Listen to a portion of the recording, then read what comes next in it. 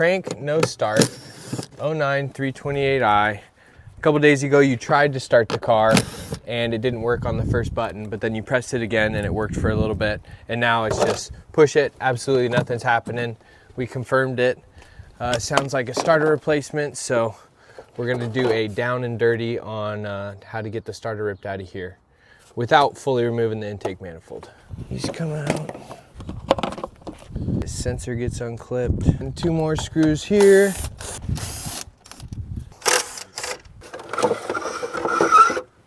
So basically we just need to get this entire intake manifold peeled backwards.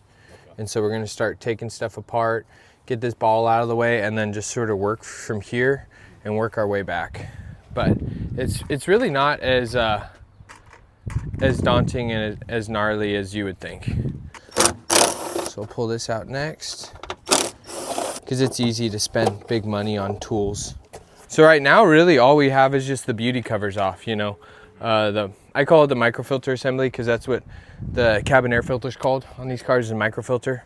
So basically just took the cabin air filter out, big plastic piece it bolts to, and then took 2 10mm bolts out here to get the engine cover off, and then 2 T20s to get this piece off. Now we're gonna start working on the air box. So another 2 10mm, and then a 6mm, or you can use a flathead screwdriver to disconnect this hose clamp here at the air intake. This little guy right here is your mass airflow sensor. So that reads all the incoming air into the computer, tells the computer how much air is coming in, so the computer can determine how much fuel to spray. So we're just gonna unplug that. And then this is just a little vacuum line. I'm gonna squeeze these connectors. Another piece of intake pipe. I saw some videos where like people completely fully remove them, and you have to disconnect the fuel system and disconnect every single little wire that goes to all the components on the intake manifold, but it's a huge waste of time and it's not necessary. E18 socket. Break this thing loose. Then take this one out.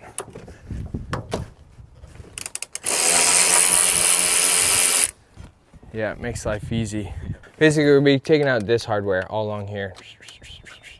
Then this whole thing's gonna peel up and out. But because this breather hose in the back is connected to it, I'm gonna try to pick it off.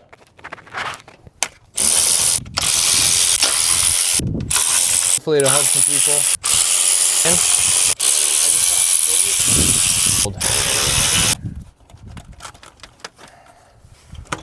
Going back to the airbase. This is about as far as this thing's gonna go, because the fuel line's holding us on there. We still have most of the harness connected to the bottom of the manifold, but I just like to crack it back and just rest it here against the oil filter. And it's pretty much just enough room to get your arm down into the bottom so you can start getting access to the hardware, the plugs, the connector, everything like that. As of right now, there's live 12 volts going to that big red cable down there. So if like you were to touch that with a screwdriver and ground your screwdriver, you're gonna send 12 volts and a lot of amps to your tool. So from here, we'll go disconnect the battery and just take that out of the equation. And then from there, we'll unbolt that thing and then sneak her on out and then sneak the new one in. All right, bottom one's out. And then the top one, bought a wrench just for it. It's an 11mm, it's like a 12-point spline, but it works on E-Torx as well. So it's like the perfect size for the E14, because you'll see I have to basically slip this ratcheting 11mm. You gotta kinda get on top of the car, get this hose out of the way, and basically, this is the bolt right down here. I don't know if you can see it or not, but right where my finger's touching, that's the bolt we gotta get out.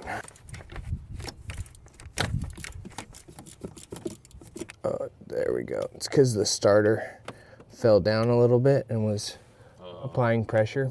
There we go. And we dropped it. That's okay, we got new ones. Power wire out of the way.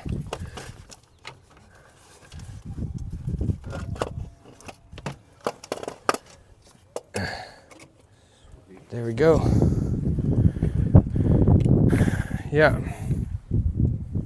Yep, that thing spins, and what happens is this, basically, this kicks out this gear and it rides along this shaft, And so if you ever try to start a car and you hear like one singular click, it's the starter motor trying to push this gear out, but it's not going, because it kind of needs to go through a sequence of things. It pushes out and then it fires up and spins over. Those teeth on that big gear, so that's your flex plate.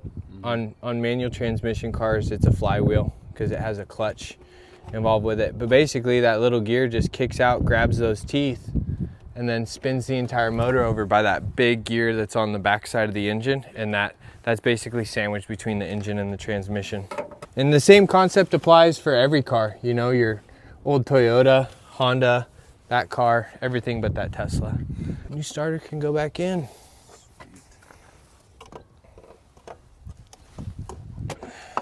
But yeah, the reason why it's 4 hours and it's, you know, over, like, I had a customer who had this same engine, similar car. It was a 525i, but same engine.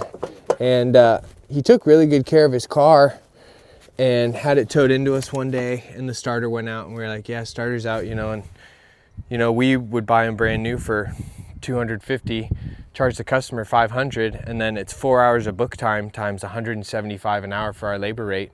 And then, you know, a job like this jumps up to $1,200, $1,300, $1,400, and he was like, I'm done. I'm not putting another dollar into the car. I was like, I'll buy it, $1,500, and he just sold it to me. Slapped a starter in it, you know, and kept going. But shops will charge what the book rate is, basically, like based off how long it took the technicians when they were first originally designing all the labor hours for the car. But that's like to disconnect all the bullshit and to fully remove the intake manifold. And it's like, not all that's necessary.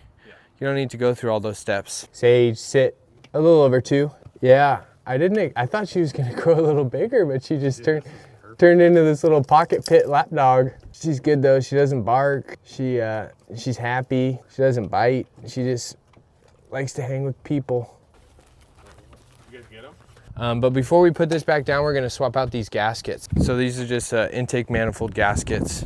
And since they're off, you might as well do them. Basically think of like, if anything comes out, it's nice to refresh it, because it's been in its factory position for however many miles are on this car. Yeah. You know, and we've disturbed it. And a soft rubber gasket like that will turn hard and brittle over time. And so it would suck to do this whole job, put the intake manifold back down, and, you know, then you have a leak. Start the reassembly. So I took these studs out. Yeah.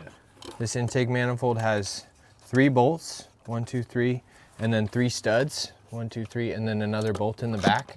But to flop the intake manifold out easier, it's nice to take these studs out with this little E6. And so right now I'm just putting those back in.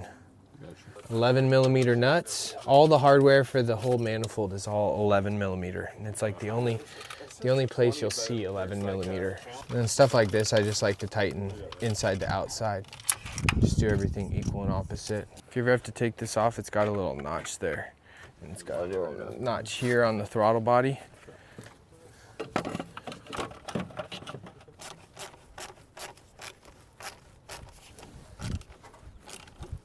Plug this hose back in.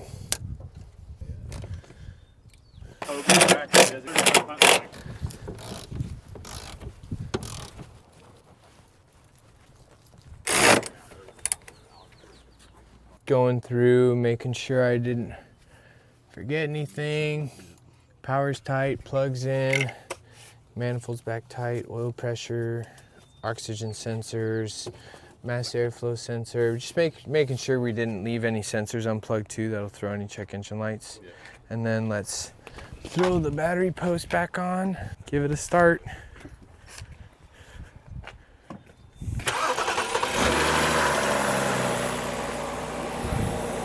All right.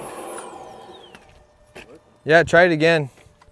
Try it like 2 more times, and then you can just leave it running.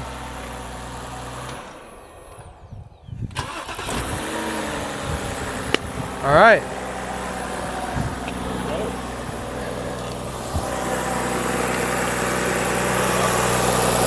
Yeah, you could leave it for a sec. Yeah, you could leave it for a sec. What we'll do is next time we do some work on it, if you want to do the work, I just figured because we run out of daylight today, I'll just knock it out fast. But if you ever want to do future jobs, or like, let's get you oil service supplies and bring it over to my house and I'll show you the process. And then, you know, like, I'm the type where if someone shows me how to do it once, I just need to be able to get my hands on it. You hear like a slight belt noise? Yeah. Like a little chirp? Yeah. It's not bad. I just wanted to bring it to your attention. Pay attention to that when you're starting up your car and just listen to whether it gets more severe over time. It's probably this little belt tensioner. I think we talked about it when we were doing the inspection, how it leans forward. Yeah. But when we do the oil filter housing, we'll be right above it. So we'll have the fan out and everything. And let's put a new tensioner and a belt on it just because it's starting to squeak. It might just be the belt. It's all about tackling stuff when it's early. Hearing a squeak, not ignoring it, and then doing it before the bearing seizes and the pulley fails and the car loses the belt, you know. Might cost you 75 bucks in parts, but it's worth the peace of mind. When we go in for that upper radiator hose, I think we should do the oil leak, this upper hose, because it's turning really brown, it wants to crack. We'll do this hose with it too. And then we could slap a new belt and a tensioner on it super fast. It won't take more than 20 minutes. Yeah, it's all those little things, but it will for sure be a 300,000 mile car if you just continue the way you're going. Hey gang, editor Alec here. I know it's not one of my usual uploads with the usual intro, but I have never shown a starter replacement on this channel for the N51, N52, N54, N55. I think N20s is pretty similar to removal of the intake manifold. So I wanted to document it, or at least document what I could. The car belongs to a guy named Payton Smith. Now, Payton Smith is the son of my old fire captain, who is now a battalion chief. Congratulations, Chief Smith. Basically, my old chief reached out to me about 2 months ago and said his son was getting into or wanted to get into a BMW if I was still involved with BMW stuff. And I said, yeah, absolutely, you know. So he sent me over a listing for like a F10 with the N20, and I was like, no, don't buy it. And then he sent me a listing for this N52 325i, and I was like, yes, dude, that is a great car. So I think it was listed for maybe like 10.5, and I told him, do a pre-purchase inspection. Bring it over to me. Let me look through the whole car. Let me give you a big list and a write-up. So they brought the list back to the seller. They ended up getting the car, I think, for like 85. I think they got like 1,500 off the car, which was awesome. That's the value of a pre-purchase inspection right there. You get bargaining power when you're making the final decision on these sales. And so it needs like an oil filter housing, upper hose, expansion tank. They're just starting to look old, and oil filter housing starting to leak. And so we're going to make plans for that. And then Payton hits me up a couple weeks later, says car won't start. So I had him send me some videos. It's just classic E90 crank no start. It happens all the time on these N51s and N52s. The starter is incredibly common. So right away I was like, oh, this thing needs a starter. So ordered it up from FCP Euro, showed up in a couple days. And I started this job at like 6 p.m. So I was running out of daylight, and it's a customer pay job. I charged Payton 400 bucks. I think it was about 200 for the parts and like 200 for cash to drive down there and knock it out real quick. So I didn't want to go through the normal steps of me filming by myself in the garage. I was hanging out with Josh Smith, Chief Smith, and his son Payton and his other son. And so I didn't want to be all up in the camera the entire time. I wanted to be able to converse with them and chop it up. But for the most part, the starter is a very straightforward job. Get rid of the microfilter assembly and get those two pieces out. Take out that driver's side reinforcement bar, that little strut bar. Remove the air intake from behind the grill, and then pull the air box, and then pull the intake hose that's behind that. I also disconnect that vacuum line that goes to the vacuum pump. And I also disconnect the two oxygen sensor wires, the big rectangular plugs that are on top of the fuel rail. And I disconnect the breather hose in the back that goes from the intake to the valve cover. And then pretty much from there, you just pull the 11 millimeter bolts holding the intake manifold on, and then the 11 millimeter nuts. And then I also use an E9X to take out the intake manifold studs. So it's just a nice flat surface on the cylinder head, and I can just peel the manifold back nice and easy. From there, I disconnect the battery, and then I go down with a 13 millimeter socket on a ratchet, and I pull the nut for the big, thick red starter cable that goes to the starter. Simple, just push in and unplug of the connector that goes to the starter, the single wire connector. And then from there, I sneak a ratchet and a long 3/8 extension with a Wobble E14, and I take out the E14 bottom starter bolt from underneath the intake manifold. And then like you saw in the video, I use that 11 millimeter 12-point spline flex head wrench to get the E14 down on the back. That basically runs through the block, and you sort of reach your hands down along the firewall and try to sneak that bolt out. And then from there, it's pretty much just reassembly, and it's relatively straightforward. So if you have a no crank, no start on N51, N52, it's a very good chance that that's your issue.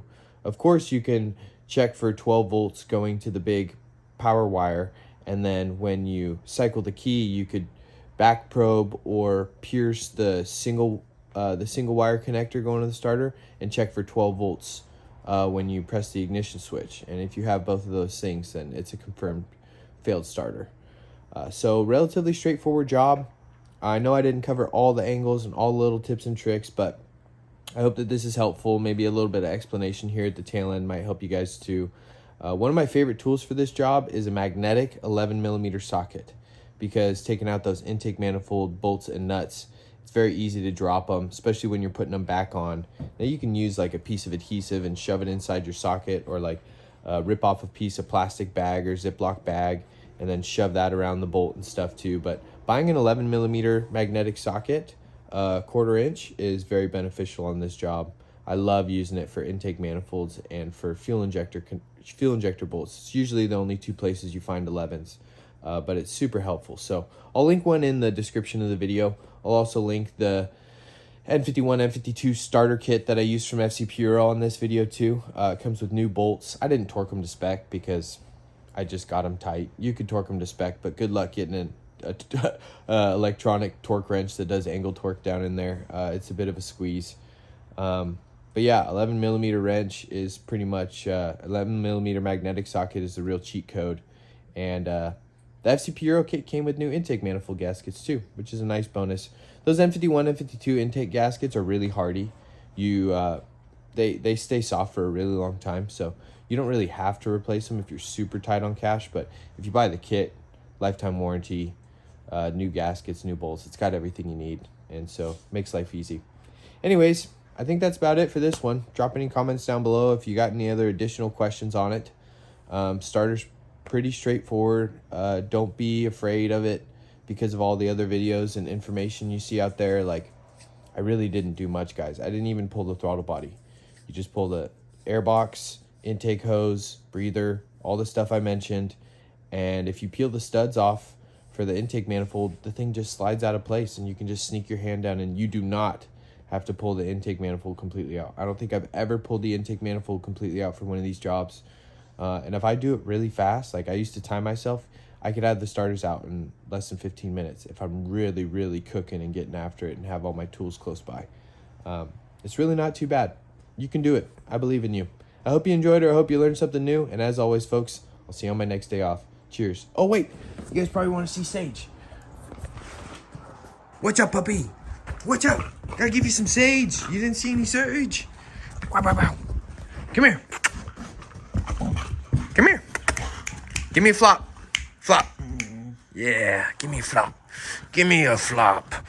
There she goes. Go for a super spin. What's up? What's up? Come here. Come here. Come here. Let's try this again. I hope you enjoyed. I hope you learned something new. And as always, folks, we'll see you on our next day off.